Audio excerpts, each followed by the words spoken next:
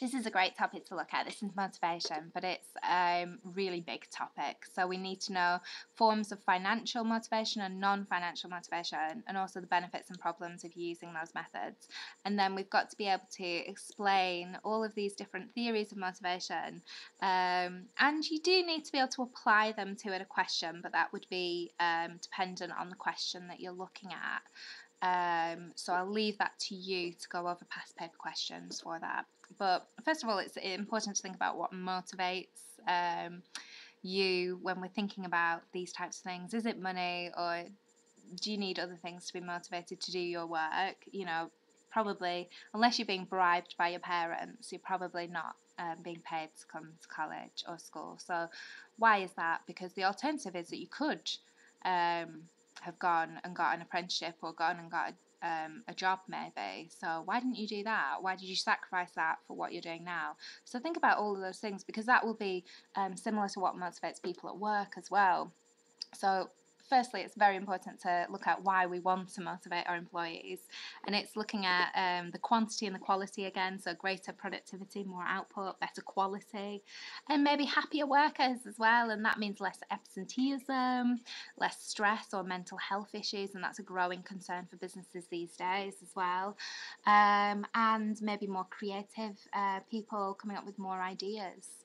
So let's have a look at the theory first behind motivation. So back over 100 years ago, Frederick Taylor came up with the scientific management school of thought. Okay, Frederick Taylor is very, very famous, and he was quite pedantic, quite specific man, and he used to walk around with a stopwatch, and he would time processes, just anything, you know, like making a cup of tea, the time it would take to make that. And he'd look at it and he'd try and find the most efficient way of carrying out every process. So he's obsessed with this concept of efficiency. And what he found was, through doing this with his stopwatch, which he called work study, he'd find the best way to carry out a task. He'd train the workers to carry out the task in that way, and he would pay people based on their output that they produce. So if you, I'll pay you £1 per unit of output you produce, so if you make 10, I'll give you £10, that kind of thing. But he also believed in supervision, so management supervising the workers and making sure that their, you know, work is up to scratch and that they're doing what they should be doing. However, the criticism of that is, well, you know, back when he was looking at it, when we were just getting into this kind of industrial revolution, and we had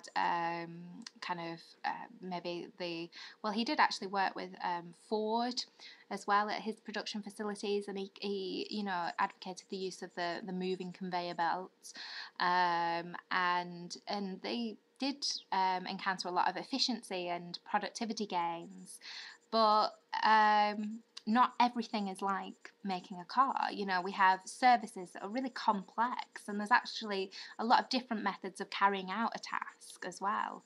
And with piece rates, paying people based on their output, you're just measuring the output rather than maybe the quality. So maybe you encourage people to take shortcuts and the quality suffers, and that's definitely not something that you'd want. And it just assumes that that's all they want, just to be paid, whereas actually other factors can motivate as well. So then comes along Mayo, and he carried out the Hawthorne studies, and he came up with this idea of the human relations school. And this is where HR really took off. He went to this factory, the Western, I think it was the Western Electric Company, but it's called the Hawthorne effect, or the Hawthorne studies, named after, I think it was the Hawthorne plant or something, the factory. And he had this idea that if you go in and you make the working conditions worse for the employees, that they'll do a worse job and productivity will fall. And if you make the conditions better, productivity will increase, which sounds really, really logical. However, he found that whatever changes were made, output rose. So he started thinking, well, okay, it's not making the conditions better or worse that have made this happen. So what is improving productivity? And he found greater cohesion, so that's working together, and communication by working in groups and teams actually increased output. And because they were interviewing these workers, and they were sort of treating the workers a little bit as special, you know, they were in this this group who were working on this experiment, and it was quite exciting. And they found that workers were quite motivated when people actually show an interest in their work. So that's where, all the, something's gone wrong there, all the appraisal stuff comes from.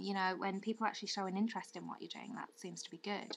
However, the data has since been studied and it was a little bit unreliable. And it also assumes that workers and management have the same goal, so that people do, want to achieve and work hard and work well. And, I'd say on the whole, most people do, but at certain circumstances, certain people maybe don't want to. I certainly sometimes see that in some of the classes I teach, that, my goals and their goals are not aligned, but hopefully the overall goal is the same. Okay, and then a bit later came Maslow. And he came up with the neo-human, so the new human relations school of thought. And he came up with this hierarchy of needs. This is Maslow's hierarchy of needs. And at the bottom you have physiological needs. So these are the basic needs, really, that, you need to be able to survive. So food, water, shelter. And then safety and security. So, making sure that you're in a safe building. It's not going to kill you. Things aren't going to harm you.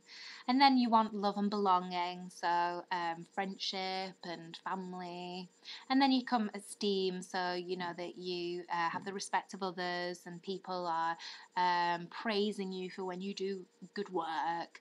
And then self-actualization at the top, and this is where you're very, very motivated and you're achieving at your best. You are the best version of yourself that you could be, and you are really self-managing yourself and motivating yourself.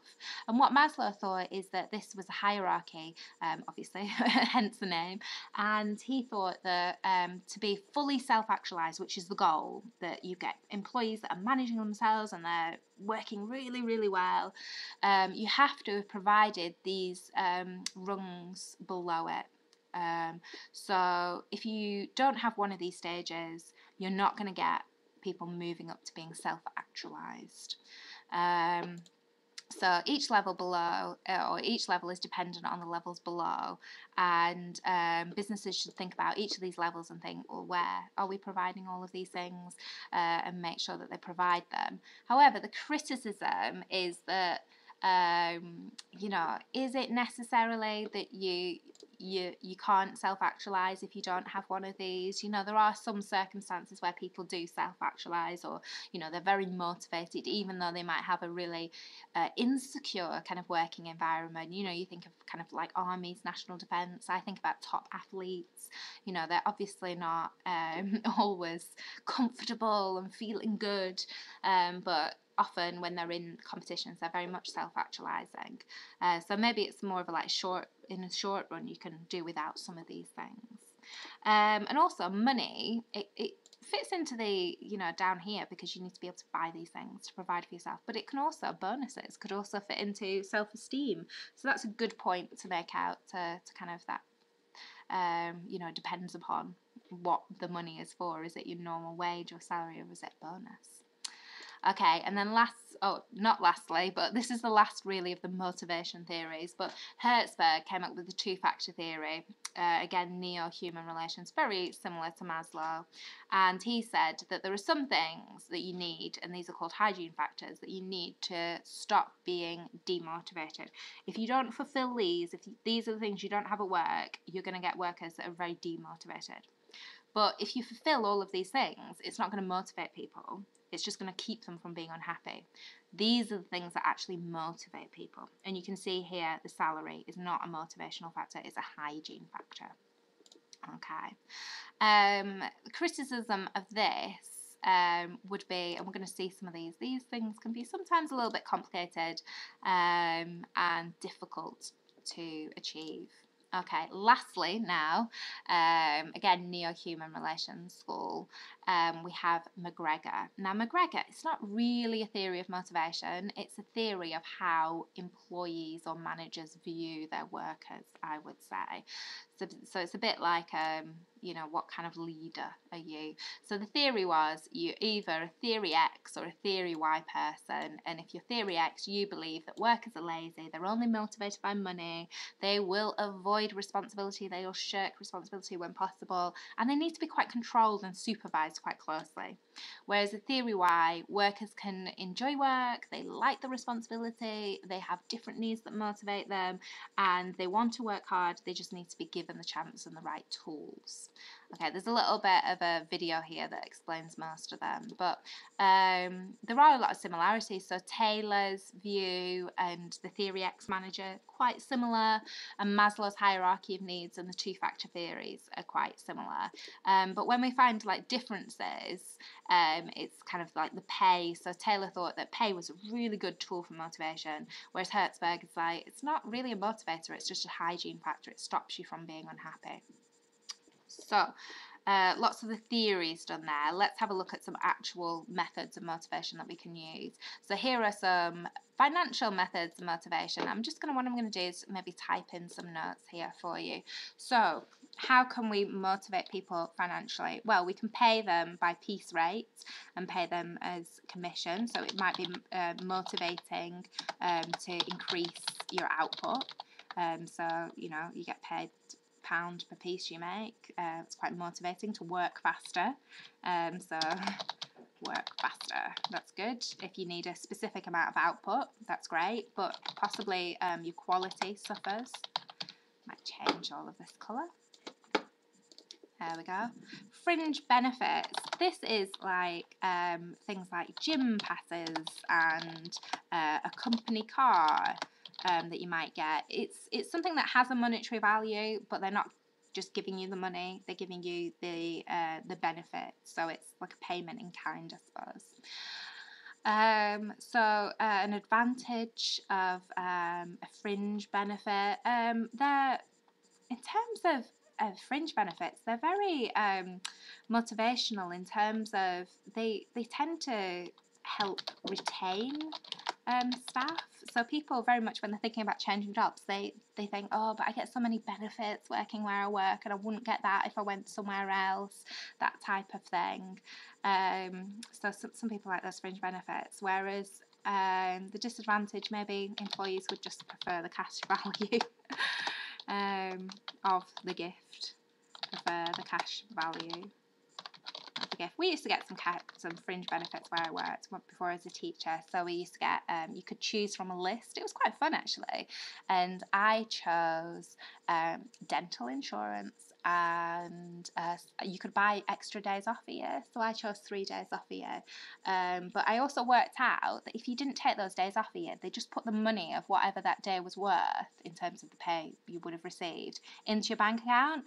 So in the end, I just took it as money because I got quite a few days off, so I didn't mind about that. Okay, bonuses. Bonuses can be quite a bit of an advantage. It sort of helps to motivate people or employees to work towards a specific goal. So I don't know if your parents are bribing you. You know, they might say, if you get an A in this exam, I'll give you £20. So that would be like a bonus, wouldn't it? So you work towards a specific goal. But a real disadvantage of that, you may ignore other objectives that are very important for the business. So if you're working towards the goal of getting an A in business studies, are you doing your psychology revision, that kind of thing? Oh, profit sharing is a great thing. So you might get a profit sharing scheme where you get a percentage of the profits. Or you might get a profit sharing scheme where it's more like share ownership, possibly. There is lots of different types of kind of ways of profit sharing. So you get distributed shares or something like that. So the real benefit of profit sharing, it's quite clever actually. It ties the owner's objectives to the employees' objectives, because you basically are becoming a little bit like an owner because you get a share of this profit. Whereas a disadvantage for the business, you may be giving away shares in the business, and also maybe profit. So it depends upon how the owner feels about that. Are they willing to share their profit? So it's, you know, obviously expensive, and it's hard to get those shares back once you've given them away. Okay, these are non-financial methods of motivation. This is really what Herzberg really encourage. So an advantage of job enlargement, basically job enlargement is just taking on more tasks, but the same, of the same difficulty, difficulty. So it should be motivational, the benefit of this, because you should have more challenge to get more done, and that is motivational for most people. But it could also be quite stressful. Some people see it as quite unfair. They're like, why am I doing this? Why am I doing more work for the same pay? Why would you do that? You know, people, you know, very much feel they should get paid for an honest day's work and not, you know, maybe take on more. Job rotation is where maybe you rotate around different roles, so it stops boredom, which can really be kind of an enemy of motivation. But it can be quite complicated and complex for a business to organise. It can be hard to form teams, maybe. There's probably, as well, there's a limit to how much you can rotate around. No one would want me to rotate around to teaching French. I would not be very good at that. So limit to rotational opportunities. Job enrichment is a bit similar to job enlargement, but this time it's adding more difficult tasks. And I think I'm just going to copy that really to there. So it's a challenge to get more difficult work done. So you always want that balance between something being challenging enough but not so challenging that it becomes stressful for a person. Empowerment is a good one. We actually look at this in A2 as well. It's giving more control over decision making. So the benefit of this is lots of Herzberg and Maslow agree that this is very motivational. But a downside of this is, you know, is appropriate. I know if I empowered my students to say, what time should we start the lesson? It might never start. As well, you know, you've got to receive the right, you know, there's maybe a reason why you're not the manager. You've got to have the right training. You may require training, which will be possibly expensive. And then team working, and this was Mayo who came up with this, very motivational. You get your kind of, so let's go back to Maslow's. Where's Maslow's? Here we go. This one, the middle one, the love and belonging in the hierarchy of needs, because you get that communication element fulfilled. But team working, there may be kind of friction, possibly, in the team. It may depend upon the team members. You need like lots of different types of people to make a successful team. If you have too many people that are the same type of people who are maybe very pedantic and very particular, that's a really good quality to have, like an attention to detail, but you might not ever get anything done because they're too risk averse and they're not taking chances. You need a good mix of people, so it can be hard to get that balance right. So those are all of the elements of motivation. Big section. Best advice to you is look at the past paper questions and try and apply them to certain cases.